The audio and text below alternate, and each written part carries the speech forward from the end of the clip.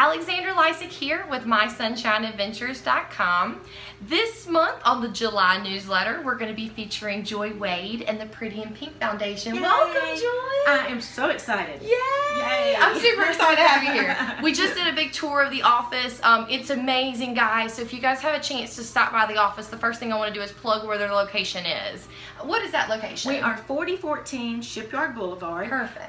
We are near Hoggard. And so if you get near Hoggard, you just look for the Pretty in Pink sign and we'll be there. It's really easy, so we'll make sure to check that out and we'll give you the information again at the end of the interview. So we're going to start. So Joy, welcome today again. Thank you. I want to get started. The first question I want to ask you is how you got started with the foundation, because you're the program manager for Eastern North Carolina.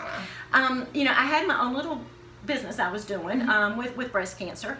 I had the privilege to take a lady to her surgery one morning as we're walking into the surgical pavilion over at New Hanover. She said, Penny called me this morning to wish me the best. I'm thinking Penny is her daughter. Found out Penny was not her daughter. Penny was actually the executive director of Pretty in Pink Foundation Which in is Raleigh. amazing. So as we get to talking, she says, well, Penny called me this morning to wish me the best. This was like 7:30 in the morning. Penny got up early to call her that morning, and she said they're paying for my surgery.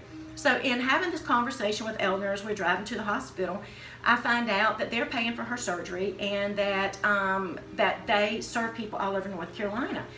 Blew my mind. Two things: that they're paying for her surgery, and also that they called her that early. It blows my mind. Blows my guys. mind. Sometimes your family members don't even call you the day of your surgery. Absolutely. So anyway, while she's in surgery, I call this Penny on the phone to thank her for calling Eleanor to make her feel good that morning, and also to say, tell me what you do. So she told me. My 5-minute conversation went for an hour. Can you believe that with me? I can believe that.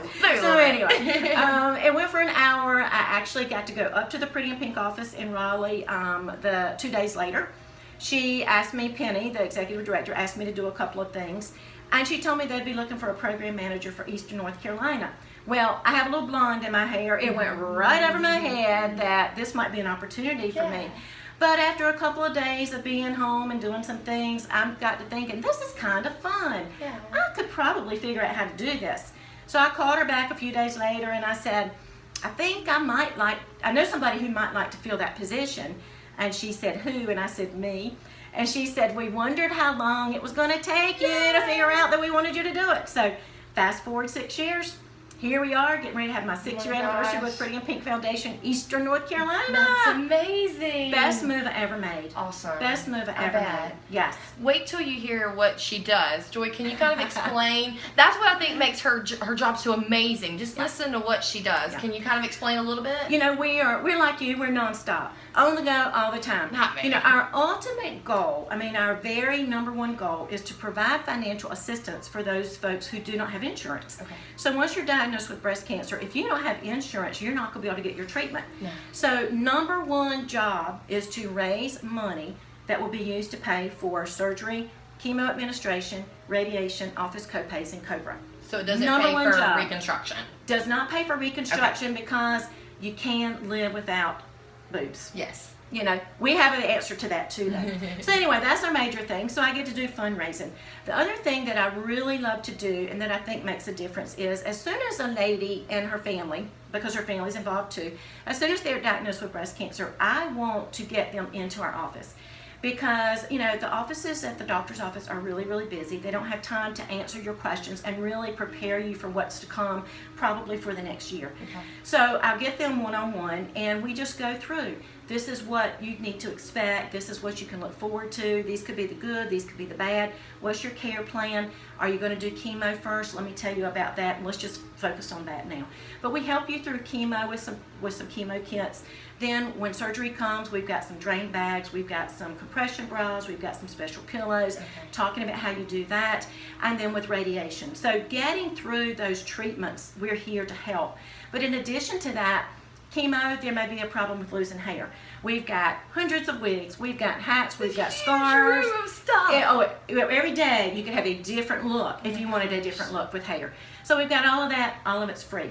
The other thing, when you're having surgery, you may or may not have reconstruction, We don't pay for reconstruction, but if folks decide that they can't get reconstruction right now or they're not going to get it, we have over $150,000 worth of prosthetic bras and prosthetics that lady can come in with no chest and she can leave full chested again. And it's for cool free. because they try to size you based on what you naturally would have been. So it's like kind of like a shopping experience, I think. It's a great shopping experience. Yeah. And you leave, and the ladies who come in maybe not feeling whole, they leave whole, and they look just like every other woman walking down the street. In fact, sometimes they look even better because they're walking straighter and they've got a big old smile on their face. And guys, we were talking about that earlier, that Pretty in Pink just doesn't do the financial support. They bring a sense of, like Joy says, the wholeness back to a woman, because you can't replace that. You can't replace how you look at yourself in the mirror. Right. And so I think that's what gives me goosebumps, guys. I can't say amazing things about this organization. We always are here to talk, whether it's Absolutely. talk to me, whether it's talk to some of our other champions, and champions what we call survivors because it sounds much more positive, end of the race, I got my medal on.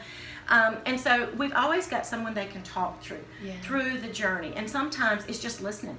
Sometimes they just want to have somebody to listen to. And so we can provide that, because you would be really surprised at the number of folks who don't have someone they can really pour their hearts out to or ask those hard questions. Yeah. And so we want to do that. Okay, awesome. Yeah. So I know Joy has this special program that she's starting, so I want to take a second to talk about that. Can you kind of go over what you're trying to start here? I can. I got my boobs and I got these boobs. Well, I realized that 95% of the ladies that I talk to know that we're supposed to do a self-breast exam. In fact, I'm going to give you a test. How often are you supposed to do a self-breast exam? Daily.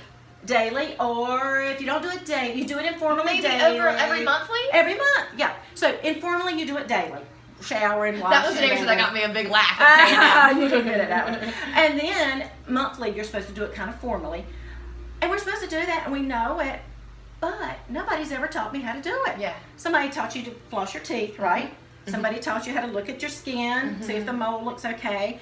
Somebody probably taught you how to do CPR. If you fall out right now, but please don't, I will do CPR on you because somebody taught me how to do it. Okay. We're supposed to check our girls once a month formally, and nobody teaches us how. So I have these amazing breast models that you get to really touch cool. and feel. They actually are just like real breast models. They're used to calibrate mammography machines, but they have different types of lumps in them that represent different types of breast cancer. And so I've got a new program that I developed that started in January. It's called Your Breast, What's Normal, What's Not. And you come into the office, or I come to you in your office and stuff. I bring my breast models, and for an hour and a half, you get to play with boobs. Now, men want to know if they can come. Sure, they can come too. But you know what? You learn how to do a self-breast model, a breast exam.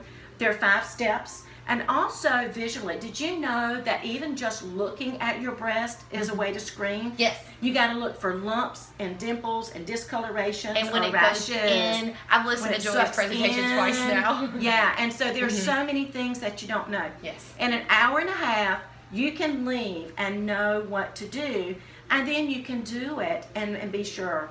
You know That's what? amazing. The reason we do this is because as young women, if you're diagnosed with breast cancer, it's a much more aggressive type of breast cancer, and it's more deadly. Okay. And so we need to start. This program will be appropriate for anybody from high school through senior citizen. Wonderful. But it's free. I'll come to y'all. Y'all come to me. We'll play with the boobs. We'll save lives. And the reason this is important to Pretty in Pink Foundation, if you do this and you find something, I'm going to say get to the doctor. Yeah.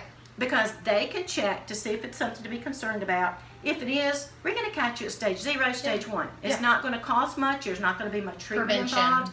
Then we've got more money to take care of other ladies. Wonderful. So what's normal, what's not, you need to know. Okay, so you need to go to that new program and check out this Yes. workshop. So now that we're at the end of the interview, Yes. Joy, which has been so much fun, how can others get back to you? Volunteer time, financial donations, if they have any of these products, prosthetics, scarves, hats, wigs, any of Yes. that, what do you guys need and how can they get it to you? All of that. All of that. We need all of that. Okay. Everything in our office has basically been given to us. But if you've got scarves, if you've got wigs, if you've got hats, if you've got extra money laying around, remember our number one goal is to pay for life-saving treatments. And so if you ever needed to do a fundraiser, if you came into Uncle John's fortune and you wanted to give a little bit to save some lives, we're always looking for donations. The cool thing about a $1 donation, $1 donation to Pretty in Pink is worth $10 of service.